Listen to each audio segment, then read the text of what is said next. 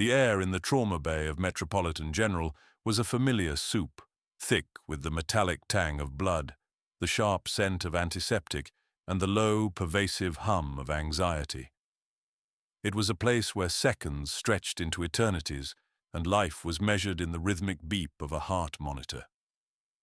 To nurse Ilara Vance, this controlled chaos was a sanctuary of sorts, a predictable storm where her skills imposed order. She moved through it not with the frantic energy of her younger colleagues, but with a serene economy of motion that was often mistaken for detachment. Her hands, wrapping a pressure bandage or inserting an IV line, were steady and sure, her face a placid mask that betrayed nothing of the calculus running constantly behind her cool grey eyes. Ilara was an enigma to the ER staff. In a profession fueled by caffeine and gallows humor, she was an island of quietude. She never spoke of a life outside the hospital's perpetually sliding doors, never joined the post-shift drinks, and deflected personal questions with a gentle but impenetrable politeness. Her competence was beyond reproach. She could anticipate a doctor's need before it was spoken, could spot the subtle signs of a deteriorating patient from across a crowded room, and could calm a hysterical family member with a single, softly spoken sentence. They saw her as a consummate professional, perhaps a little lonely, a woman who had poured her entire self into her career. They saw the faint, silvery line of a scar that traced the edge of her left temple, peeking from her hairline, and accepted her mumbled explanation of a long-ago car accident without a second thought. It fit the narrative they had constructed for her, a quiet, capable woman marked by some mundane tragedy, now finding solace in service. This carefully constructed facade was her armor. Her quietness was not meekness, it was discipline. Her calm was not detachment, it was control forged in crucibles they could never imagine. The economical movements were not a quirk of personality. They were the ingrained muscle memory of a life where a wasted motion could mean the difference between life and death. The scar was not from a car accident. It was a receipt, a permanent invoice for a debt paid in shrapnel and fire in a forgotten corner of the world, a place where the sky was the color of dust and the only sound was the thumping rotor wash of a Black Hawk helicopter. She had left that life, buried it under layers of sterile blue scrubs and the comforting routine of civilian medicine, but the ghost of it remained, a silent partner in every life she saved. The evening had been a relentless deluge of human fragility. A 3-car pile-up on the interstate had flooded the ER with a tide of broken bones and lacerations. Ilara moved through the maelstrom, a still point in the turning world. As she was finishing stabilizing a patient with a tension pneumothorax, her ears, tuned to a finer frequency than most, caught a sound from outside, the sharp, percussive crack of a truck backfiring in the ambulance bay. The reaction of others was predictable, a jump, a startled curse, a nervous laugh. Ilara's reaction was different. She did not flinch. Instead, she went utterly, preternaturally still for a fraction of a second. Her head tilted, her eyes momentarily unfocused from the patient in front of her as her entire being became a sensory organ, analyzing the sound. The cadence was wrong for gunfire, a single, flat report with no echo of a second round. Threat assessment, negligible. She relaxed, the entire microprocess taking less than a heartbeat, and returned to her patient, her movements just as fluid as before. Only Dr. Ramirez, a former army medic, noticed the flicker of something cold and ancient in her eyes, a predatory stillness he had only ever seen in hardened combat veterans. He frowned, puzzled, then dismissed it as a trick of the fluorescent lights. It was during this peak of activity that Mr. Sterling chose to make his rounds. He was not a doctor, but the hospital's chief administrator, a man whose tailored suits were as sharp as his ambition and whose empathy was as thin as the veneer on his expensive desk.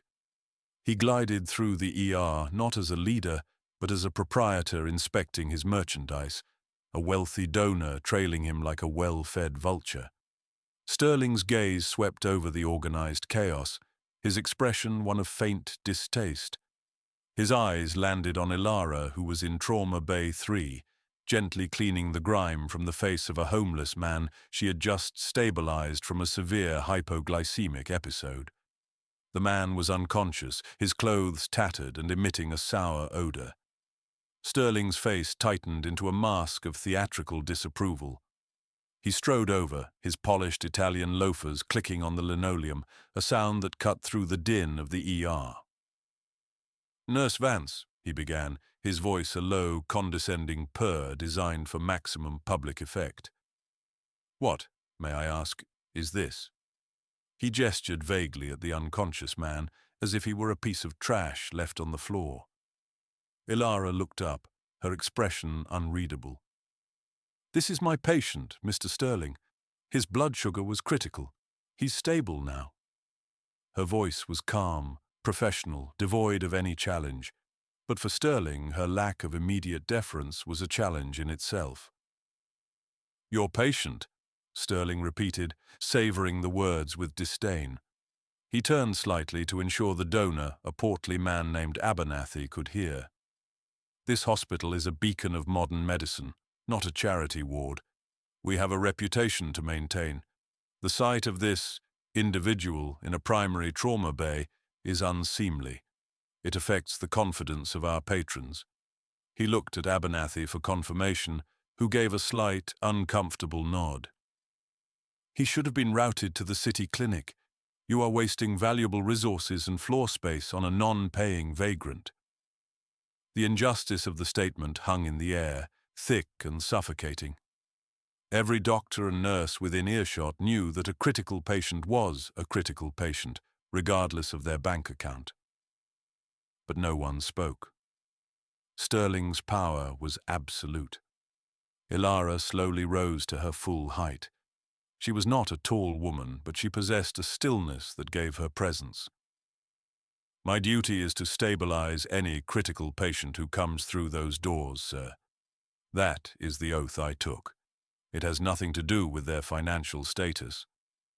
Her response was measured, a simple statement of fact, but Sterling heard it as insubordination. His face flushed a dull red.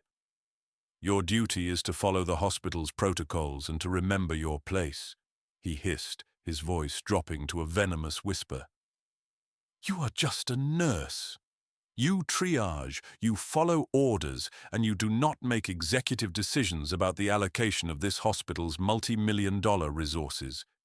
Is that clear?" He leaned in, his cologne acrid and overpowering. The public humiliation was complete. She was a tool, an asset to be managed, and she had just been reminded of it in front of her peers and a man who held the hospital's financial future in his pocket. Ilara simply held his gaze, her grey eyes like chips of ice. After a long moment, she gave a single, almost imperceptible nod. "Crystal," she said, her voice flat. Satisfied, Sterling smirked, turned on his heel, and led the donor away toward the cleaner, more profitable corridors of the cardiac wing. The staff in the ER studiously avoided Ilara's eyes, a collective shame filling the space her quiet dignity had just occupied. The next morning, the official reprimand was on her record. A formal disciplinary hearing was scheduled. Mr. Sterling was making an example of her. She read the email in the sterile quiet of the nurses' lounge before her shift, her expression unchanging. She accepted the institutional betrayal with the same stoicism she accepted everything else. The system was siding with power and money. It was a familiar story. She deleted the email, pulled on a fresh pair of gloves, and walked back out into the ER. The world kept turning. People kept needing to be saved. The afternoon brought a different kind of storm. It arrived with the scream of sirens that sounded more urgent, more frantic than usual. The call had come in as a high-priority trauma. A single male, multiple gunshot wounds, vital signs unstable. When the paramedics wheeled the gurney through the automatic doors, the scene was grim. The man was a ruin of blood and bandages, a hasty tourniquet high on his thigh, his chest dressed with a sucking chest wound seal. He was big, built with the dense, powerful musculature of a professional athlete or a soldier. His face was a mask of pain, pale under a layer of sweat and grime, his breathing shallow and ragged. He was a John Doe. No identification. No one to call. Ilara's mind wiped clean of sterling and disciplinary hearings. The patient was the mission. She and Dr. Ramirez descended on the gurney, their movements a synchronized dance of life-saving intervention. "Give me a line," Ramirez called out. Ilara already had it. "Pushing 2 of EPI," she responded, her voice a calm, authoritative anchor in the swirling chaos. She cut away the blood-soaked clothing, exposing the wounds. They were not random. The entry points were grouped, a professional pattern. Her fingers moved with practiced speed, assessing, palpating, working. She didn't look at his face. The face was a distraction. She treated the wounds, the failing systems, the collection of injuries that threatened to extinguish the life within the body on the table. He was a puzzle of trauma, and she was the one to solve it. Suddenly the hospital's PA system crackled to life. A panicked voice announced a code Silver, an active threat within the hospital. Lockdown procedures were to be initiated immediately. Heavy magnetic locks slammed shut throughout the building with a series of deafening clunks. The staff froze, their faces a mixture of fear and confusion. Ilara didn't. Her head snapped up, her eyes scanning the entrances to the ER. The timing was too perfect. The John Doe with professional-grade gunshot wounds, the immediate hospital lockdown. The pieces clicked into place in her mind with cold, terrifying certainty. They weren't here for the hospital. They were here for him. Her premonition became reality a moment later.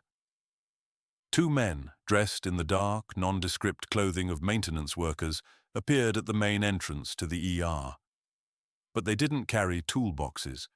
They carried suppressed submachine guns, held with a familiarity that spoke of countless hours on the range. They moved with a fluid, predatory grace, their eyes sweeping the room, ignoring the screaming staff and cowering patients. Their gaze was fixed, locked onto one target, the man on Ilara's trauma table. Mr. Sterling, who had been unfortunate enough to be returning to the ER, shrieked and dove behind the main reception desk, his arrogance instantly dissolving into pure, pathetic terror. Time seemed to slow down for Ilara. The panicked screams faded into a dull roar. The frantic movement of her colleagues became a blurry watercolor backdrop. All she saw were the 2 men, their trigger discipline perfect, their advance methodical. She saw the lines of fire, the potential cover, the available exits. An old, dormant part of her mind, a part she had tried to starve and silence for years, roared back to life. It was a cold, clear, analytical consciousness that saw the world in terms of threats and assets. The choice was not a choice at all. It was an instinct. Her hand was on the patient's gurney, ready to move him, but there was no time. The lead mercenary raised his weapon. In that instant, Nurse Ilara Vance ceased to exist. The quiet, unassuming caregiver was gone, burned away by a sudden, incandescent surge of purpose. Her posture, usually soft and non-threatening, straightened into something rigid and dangerous. Her face, once a placid mask, became a chiseled sculpture of lethal intent. Her grey eyes, once calm, now burned with a cold, focused fire. The mask didn't just drop, it shattered. She moved. It was not the reactive, clumsy movement of a frightened civilian. It was an explosion of coiled potential. With a speed that defied belief, she grabbed the heavy metal defibrillator cart next to her and shoved it with all her strength into the path of the advancing men. It crashed into the lead mercenary's legs, sending him stumbling. It bought her a second. She used it. She didn't run. She advanced. She flowed around the gurney, her blue scrubs a blur. The second mercenary, surprised by the sudden, organized resistance, swung his weapon toward her. He was fast, but she was faster. She closed the distance in 2 steps, her body low. Her left hand shot out, not to block the weapon, but to grip the barrel, redirecting it toward the ceiling as it fired a muffled burst of rounds that chewed through the acoustic tiles above. Simultaneously, her right hand, open and stiff, slammed into his throat. The sickening crunch of cartilage echoed in the suddenly silent ER. The man choked, his eyes wide with shock and pain, his weapon falling from nerveless fingers. Ilara didn't pause to admire her work. As the man staggered back, gagging, she pivoted on the ball of her foot. The first mercenary had recovered his balance and was bringing his submachine gun to bear. She snatched a stainless steel surgical tray from a nearby stand and threw it like a discus. The heavy metal edge caught him square in the face, eliciting a grunt of pain and throwing off his aim. As his head snapped back, Ilara was on him. Her movements were a brutal ballet of efficiency. A sharp, precise strike to the inside of his knee buckled his leg. A driving elbow to his jaw snapped his head to the side. She hooked her arm around his neck from behind, wrenched the weapon from his grasp, and drove a knee into his spine, sending him crashing face first to the floor, unconscious. She stood there for a heartbeat, the captured weapon held in a perfect, two-handed combat grip, sweeping the area for more threats. The entire engagement had taken less than 5 seconds. The ER was frozen in a state of collective shock. Her colleagues, the doctors and nurses who had shared coffee with her, who thought they knew her, stared with wide, uncomprehending eyes. They were looking at a stranger. This woman who had just dispatched 2 armed professionals with a terrifying blend of speed and violence could not be the same quiet, gentle Ilara Vance. Mr. Sterling peeked over the reception desk, his face ashen, his mouth hanging open in a silent scream of disbelief. It was in this tableau of stunned silence that a weak, rasping voice cut through the tension. "Valkyrie!" The voice came from the gurney. The John Doe, the wounded soldier, was conscious. His eyes were open, hazy with pain and morphine, but they were fixed on her. He had seen the whole thing. His hand, trembling with effort, reached out and closed around her wrist. The touch was surprisingly strong. Ilara looked down at him, her combat focus momentarily broken. His face was obscured by an oxygen mask and caked with grime, but there was something in his eyes, a flicker of recognition that pierced through the fog of the last few years. She didn't recognize him. Not yet. He recognized her the second she walked in. Through the haze of shock and blood loss, when her calm face had first appeared over him, Jax Ryder's mind had screamed her name. He knew that impossible stillness, that aura of supreme competence. He had never seen her face, had only ever heard her voice, a calm, steady beacon in the hell of a dozen firefights, coming through his headset from a command center half a world away. She was a legend, a guardian angel with a call sign, the one who orchestrated the fire from the sky that had saved his team more times than he could count. Valkyrie, the one who called in the angels.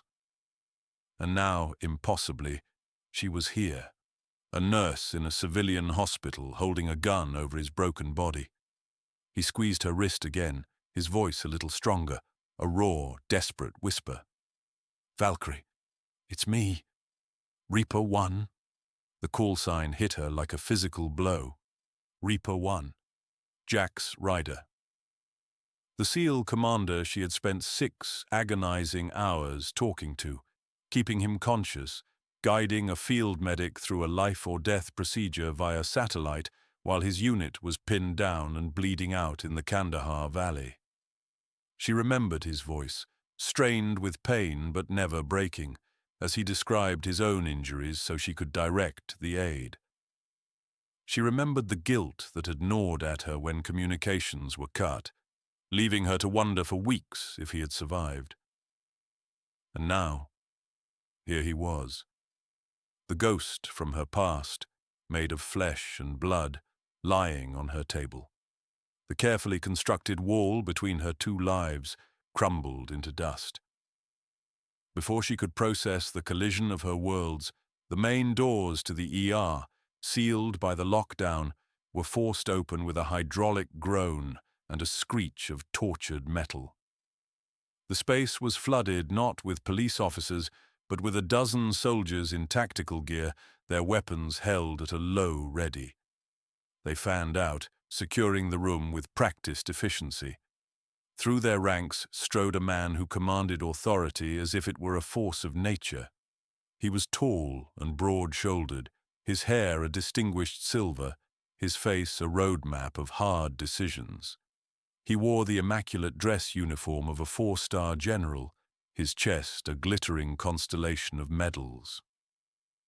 General Marcus Thorne, former commander of Joint Special Operations Command, stopped in the center of the ER. His sharp, intelligent eyes took in the scene in an instant. The 2 neutralized mercenaries, the terrified hospital staff, the cowering form of Mr. Sterling, and finally the woman in the blood-spattered blue scrubs holding a submachine gun over one of his best men.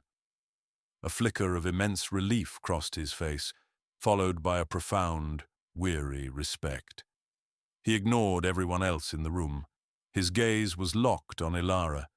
He walked toward her, his boots making no sound on the tiled floor, stopping a few feet away. The silence in the room was absolute, heavy with unspoken questions. Thorne's voice, when it came, was a low, resonant baritone that seemed to make the very air vibrate. It was a voice used to commanding armies, and it held every person in the room captive. "Major Vance," he said, the words clear and precise. He used her old rank, a name she hadn't heard in years. "I'll take that. You're relieved." He held out a hand for the weapon. Ilara looked at his familiar face, the man who had been her commander, her mentor. The tension flowed out of her in a long, shuddering breath. The icy control receded, leaving behind a deep, profound exhaustion. She ejected the magazine, cleared the chamber in a single, fluid motion, and handed the weapon to him, grip first. It was then that Mr. Sterling, seeing the arrival of authority, scrambled out from behind his desk. He saw a chance to regain control, to shift the narrative. "General, thank God you're here," he sputtered, straightening his tie and trying to project an air of command. "This nurse," he pointed a trembling finger at Ilara, "she went insane. She attacked these men. She escalated the situation. She's a menace. I want her arrested immediately." His shrill, panicked voice was a desecration in the solemn quiet. General Thorne turned his head slowly, and the look he gave Sterling was one of such pure, unadulterated contempt that the administrator physically flinched. The general didn't raise his voice. He didn't have to. "Be silent," he commanded, and the words had the force of a physical impact. Sterling's mouth snapped shut. Thorne turned his attention back to the room, his gaze sweeping over the stunned faces of the doctors and nurses. "You people have no idea who you've had working beside you," he began, his voice ringing with authority. "You see a nurse. I see one of the most decorated operators this country has ever produced. You call her Ilara Vance. The men whose lives she saved, men like Commander Ryder here," he gestured to the gurney, They know her by another name, Valkyrie. The name, spoken now by a general, had a different weight. It sounded like a title, a piece of mythology. "This woman," Thorne continued, his voice rising with passion, "is not just a nurse. She was a combat controller with the 24th Special Tactics Squadron. Her job was to be the link between the soldiers on the ground and the angels in the air. From a dark room thousands of miles away, she coordinated airstrikes, directed drone surveillance, and guided medical evacuations with a calm and a clarity under fire that is nothing short of legendary. Men are alive today. Husbands and fathers are home with their families, because this woman's voice was the last thing they heard before hellfire rained down on their enemies." He took a step closer to Ilara, his eyes finding the faint scar on her temple. "You see a scar from a car accident," he said, his voice softening with a deep, paternal sorrow. "I see a reminder of Operation Nomad Fury. I see the shrapnel wound she received when the command post she was in took a direct mortar hit. The entire system went down. Communications were severed, but she refused to evacuate. For 3 hours, bleeding from this wound, she single-handedly rerouted communications through a damaged satellite uplink, restored the network, and coordinated the evacuation of 17 wounded soldiers, including Commander Ryder's team. She stayed at her post until the last man was out. For that action, she was awarded the Distinguished Service Cross, our nation's second highest honor. An honor she accepted anonymously before resigning her commission and disappearing, seeking a quiet life. She felt she hadn't done enough. The ER staff stared at Ilara, their faces a canvas of shock, awe, and deep, profound shame. They had seen her every day, yet they had never seen her at all. They had judged her silence as sadness, her efficiency as coldness. They had stood by while a man like Sterling had humiliated her, and all the while she had been a giant walking among them, a hero hiding in plain sight. Dr. Ramirez met her eyes, his own filled with a dawning understanding and immense respect. He finally knew where he'd seen that predatory stillness before. It was the look of a true warrior. Thorne finally turned his cold, furious gaze back to Sterling, who seemed to shrink under the weight of it. "You," the general said, his voice dropping to a deadly quiet, "berated a national hero. You threatened her livelihood over a homeless man who she was duty-bound to save. Then, when my men were under attack, you hid under a desk like a frightened child. This hospital, Mr. Sterling, has just failed to protect a high-value government asset and has become a federal crime scene. Your gross incompetence and moral cowardice have been duly noted." Thorne pulled a small satellite phone from his pocket and made a brief call. His words were few but carried the weight of utter finality. "It's done. Asset compromised. Secure the location and detain the administrator for questioning. Negligence and endangerment."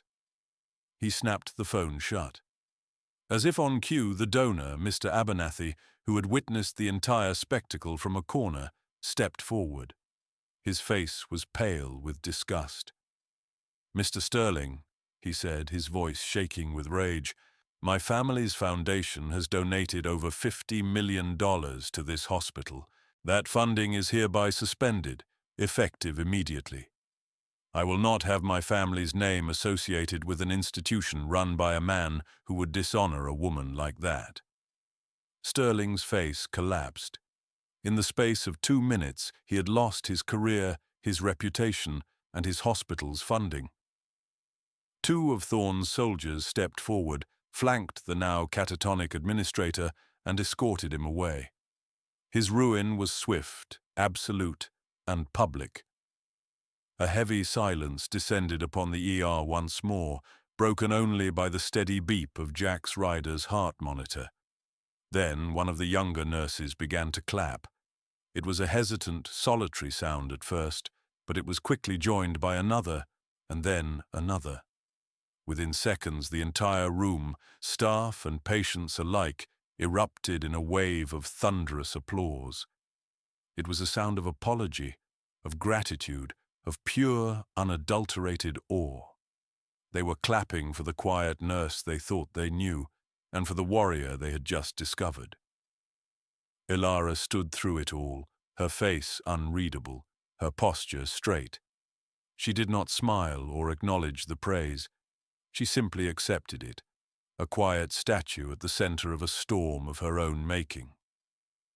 Thorne's medical team took over Commander Ryder's care, their efficiency a mirror of Ilara's own. They prepared him for immediate transport to a secure military facility. Thorne turned to Ilara. "He's stable because of you, Major, but he's not out of the woods. The people who sent these men will try again. He needs protection, the kind no one else can provide." It wasn't a question. It was a statement of fact and an offer. A way back. Ilara looked at Jax Ryder, his chest rising and falling in a steady rhythm. She looked at the faces of her former colleagues, now looking at her as if she were a ghost. Her life here, the quiet sanctuary she had tried to build, was over. She had been seen. "I understand," she said, her voice quiet but firm. She gave a single, sharp nod. Her purpose here was concluded. She walked out of the emergency room without a backward glance, falling into step beside General Thorne. She left behind her locker, her scrubs, her carefully constructed anonymity. She was escorted through the now bustling hospital corridors, a silent, dignified figure flanked by soldiers, moving back toward the world of shadows and secrets she had fought so hard to escape. She showed no gloating, no triumph, only the quiet dignity of a professional answering a call. The doors slid open, and she stepped out into the cool night air, leaving the world of mundane emergencies for the world of battles and wars, a world that had never truly let her go. Those left behind in the ER could only watch her go, forever changed by what they had witnessed. They learned a powerful lesson that day, one written in blood and bravery on the clean, white floors of their hospital. They learned that heroes are not always the ones in the spotlight. Sometimes they are the quiet ones, the ones who stand in the background, their greatness hidden beneath a veil of normalcy.